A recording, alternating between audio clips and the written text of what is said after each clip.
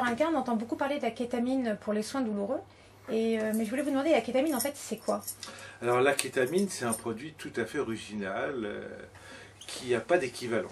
Il est original à plus d'un titre parce que d'abord, c'est un produit qui va stimuler le cerveau. Contrairement à tous les autres produits de la sédation, de l'analgésie, donc qui vont déprimer le cortex, voire le tronc cérébral, donc avec tous les problèmes de dépression respiratoire, c'est ça le problème majeur auquel on est confronté, le risque. Alors que justement avec la kétamine, puisqu'il y a cette stimulation cérébrale, eh bien, il n'y aura pas de dépression, ni respiratoire, ni cardiovasculaire. Mais alors l'effet antalgique, il fonctionne comment? Alors l'effet antalgique, c'est un effet dissociatif. Les anglo-saxons, les américains parlent de sédation dissociative, parce qu'en effet, au niveau du thalamus, hein, les influx sensoriels et émotionnels sont dissociés. C'est-à-dire qu'il n'y a plus de douleur perçue comme telle. C'est ça qui est important. D'ailleurs, cette dissociation, on va le retrouver un peu en hypnose, on le retrouve également avec le protoxyde d'azote. Et là, c'est vraiment quelque chose de beaucoup plus intense avec la kétamine. Et finalement, quand est-ce qu'on peut proposer la kétamine lors d'un soin douloureux? Eh ben, la kétamine, alors, à faible dose, on va voir qu'en effet, il y a différentes posologies, différentes indications. C'est justement lorsque les méthodes simples, et en France, c'est l'homéopathie, va être insuffisant, qu'on va être obligé de faire de la contention forte, que ces gamins, on ne peut plus les approcher, et bien là, il faut aller à l'étape supérieure, utiliser cette kétamine à faible dose. Mais c'est pas risqué parce que c'est un truc d'anesthésiste, non? Alors en effet, ce produit a été initialement utilisé par l'anesthésiste. C'est le produit tout-terrain, c'est le produit qu'on utilise en situation de guerre, pour désincarcérer un blessé avec le SAMU. Donc quand on n'a pas les moyens de ventiler, parce que justement, encore une fois, ce produit n'induit pas de dépression respiratoire.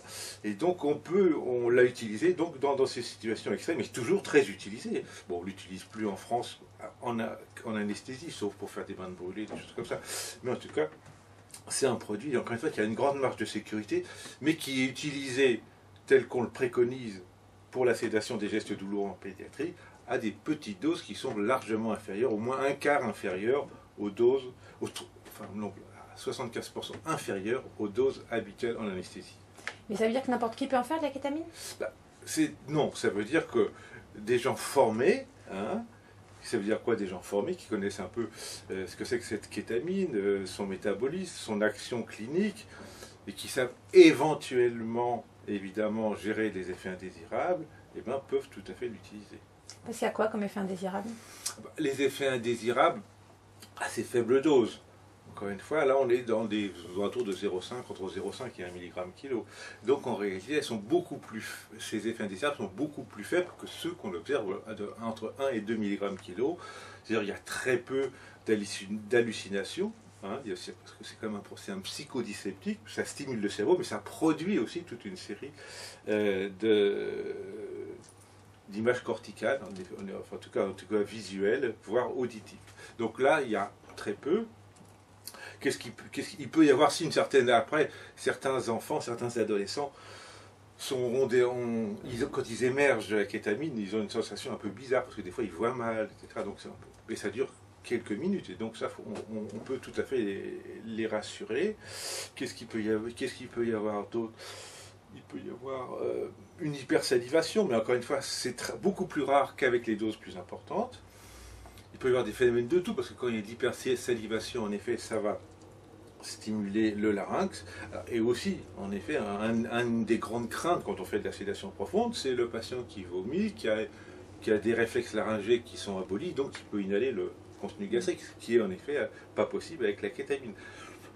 A contrario, en effet, on est dans le largement hyper exceptionnel des phénomènes de toux où il y aurait une toux intense avec éventuellement des problèmes de spasme laryngé. Et en pratique, il y a des contre-indications pour cette kétamine? Les contre-indications sont relativement rares. C'est sûr que les enfants, les petits, les moins de 6 mois, voire les moins d'1 an, bon, on est quand même dans des situations où alors les rouets, justement, les problèmes doivent savoir être gérés. Qu'est-ce qu'il peut y avoir? En effet, la commercialité, l'épilepsie, les enfants qui ont des troubles psychotiques, parce qu'en effet, c'est peut-être pas intéressant d'en rajouter. Donc il n'y a pas grand-chose qui peut limiter. Ah, si, il peut y avoir tout le problème aussi des drogues associées, c'est-à-dire que, par exemple, un exemple classique, un enfant qui a eu 2 fois de l'hypnovel avec un morphinique pour faire un geste, un soin, on va rajouter 2-3 heures après la kétamine. Là, il va y avoir un renforcement, donc il faut être beaucoup plus vigilant dans la surveillance de ces enfants. On n'a pas besoin, enfin, le jeune est aussi classiquement demandé quand on fait des sédations lourdes. Là, on peut, même si en urgence, on peut utiliser cette kétamine sans que l'enfant soit jeune. Mais quand même, quand on fait des gestes programmés, on dit en général qu'il faut les CH1 dans les 2-3 heures précédentes. Et du coup, on l'administre comment et à quelle posologie pour les gestes? Eh bien, on va pour l'enfant moyen, enfin l'enfant moyen tout venant, on va dire, on commence à 0,5 mg kg. Et avec les 0,5 mg kg, on a à peu près en moyenne 7 minutes devant soi pour réaliser le saut. Et on injecte en intraveineux direct? En intraveineux direct, et justement, il peut avoir un problème parce que quand on a des enfants qui ont des cathéters centraux, où il y a toute une ligne veineuse avant que le produit, enfin, entre le lieu d'injection et le lit vasculaire, il y a toute une progression. Et bien, il faut tout de suite purger pour que le produit aille directement dans le lit vasculaire, sinon le produit va agir au bout de 3-4 minutes et on ne saura pas quand commencer. Et est-ce qu'on peut l'associer à d'autres antalgiques? A priori, non, sauf avec le méopa. Avec le méopa. Mais le problème souvent de ces enfants, ce sont des enfants phobiques du masque, des enfants qui ne veulent pas de méopa. Certains vont l'accepter et là, ça va renforcer l'effet.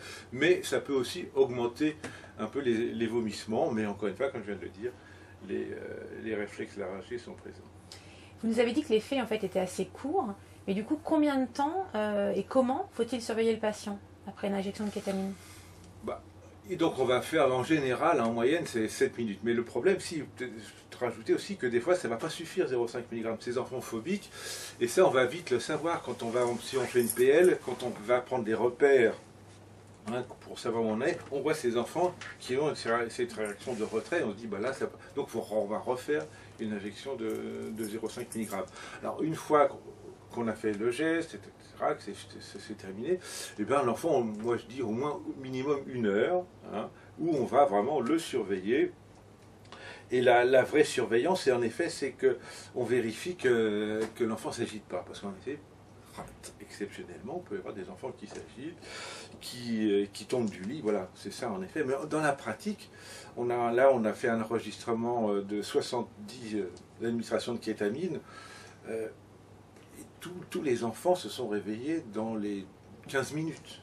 Même certains, 20% je crois, étaient réveillés entre guillemets, c'est-à-dire pouvaient répondre aux ordres simples avant la fin du geste.